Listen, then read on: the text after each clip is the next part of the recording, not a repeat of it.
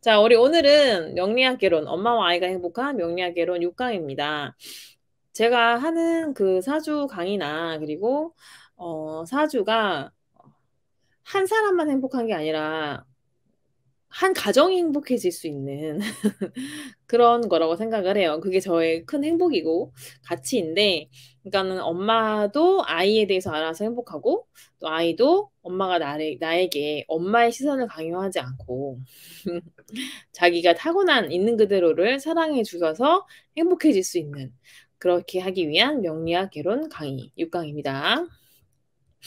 자, 오늘은요, 십성에 대해서 배울 거예요. 그럼 십성은 뭐냐면, 일간을 기준으로, 여러분, 일간이 뭐예요?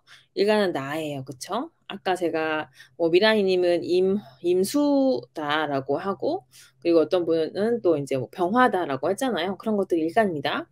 그 일간을 기준으로 나와 다른 천간과 혹은 지지와의 관계를 설정한 거예요.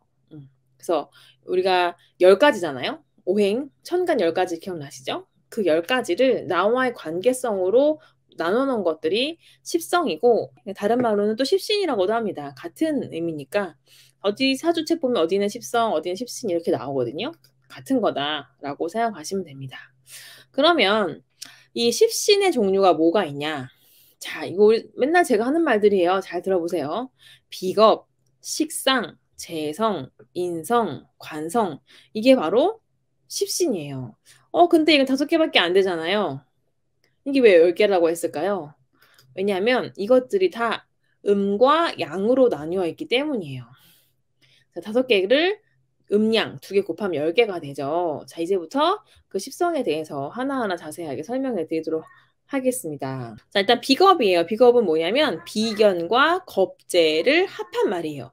비겁 이렇게 얘기를 합니다. 비겁은 나예요, 나. 그리고 나랑 오행도 같고 음양도 같은 걸 비견이라고 합니다. 그러니까 예를 들면 저는 무토란 말이에요. 무토는 양간이에요. 그러니까 저랑 똑같이 양인데 토의 성질을 가지고 있는 게 저한테는 비견이 되는 거고, 저한테는 겁재는 나랑 똑같이 토인데 음의 토를 가지고 있는 것들이 이제 바로 겁재가 됩니다. 좀 어렵죠?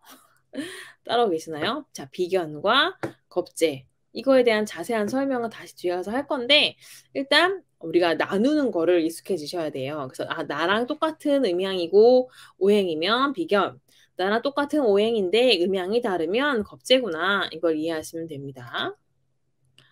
자, 그 다음에 식상은 뭐냐면 식신의 식과 상관의 상을 합해서 식상이라고 합니다.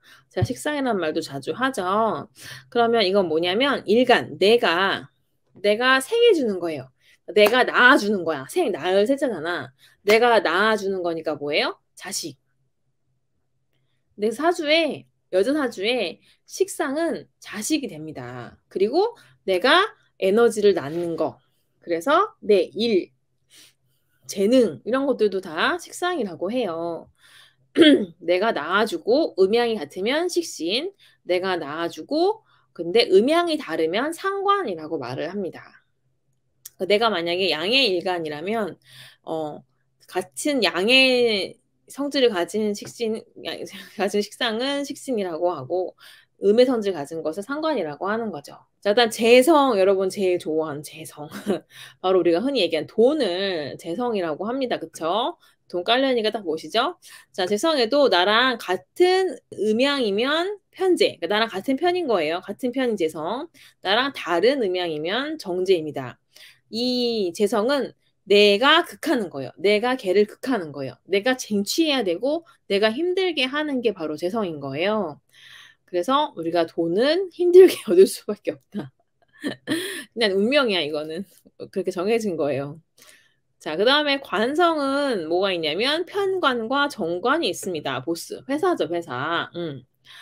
자, 편관은 나를 극해요. 나를 힘들게 해. 그러니까 내가 고개를 숙여야 하는 대상인데 음양이 같으면 나랑 같은 편인 관.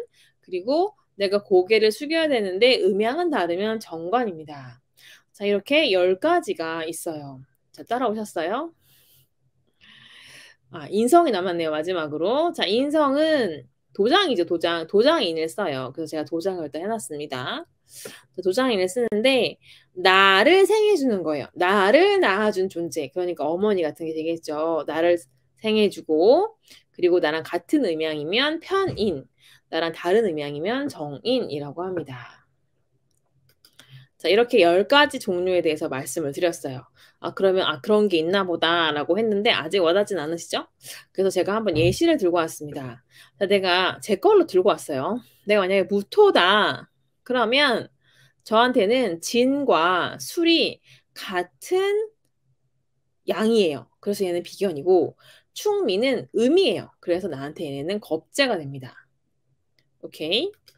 자, 그 다음에 자, 나랑 같은 음양이면 뭐라고요? 식신이에요.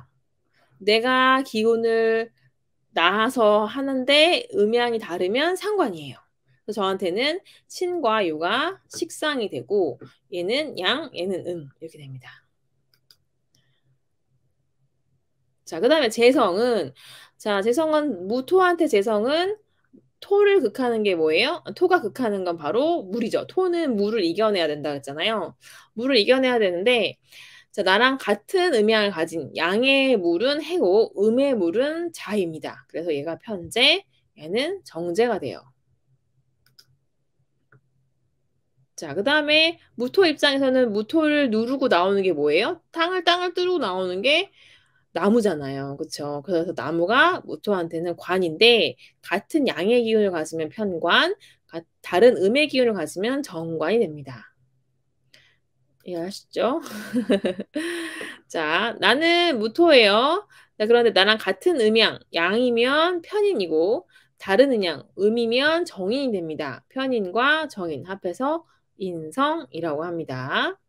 자, 이렇게 나를 기준으로 어떤 게 인성이고 관성이고 재성이고 식신이고 이런 것들을 나누는 걸 바로 십성이라고 해요.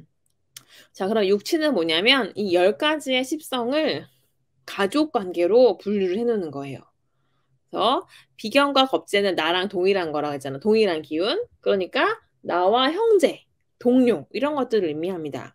식신과 상관은 내가 에너지를 낳은 거라고 했죠. 내가 낳아주는 거. 그렇기 때문에 여자 입장에서는 자식이 되고 남자 입장에서는 일이 돼요. 일, 재능, 내 몸으로 에너지를 쓰는 것들.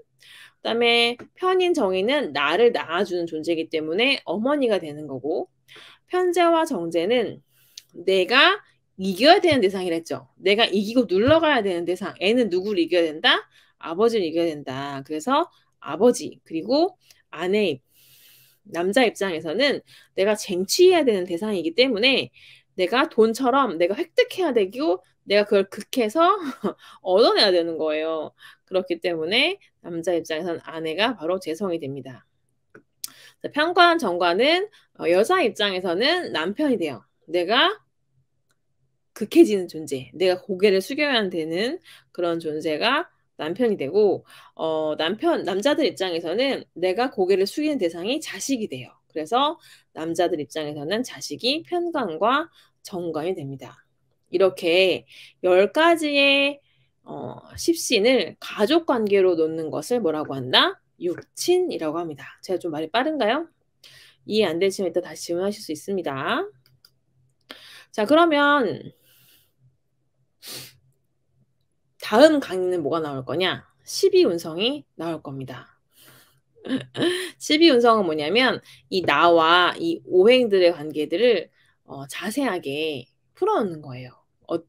태어나는 관계, 나를 생해주는 관계, 뭐 나를 죽이는 관계 이런 걸 이렇게 12단계로 나누는 것을 12운성이라고 합니다.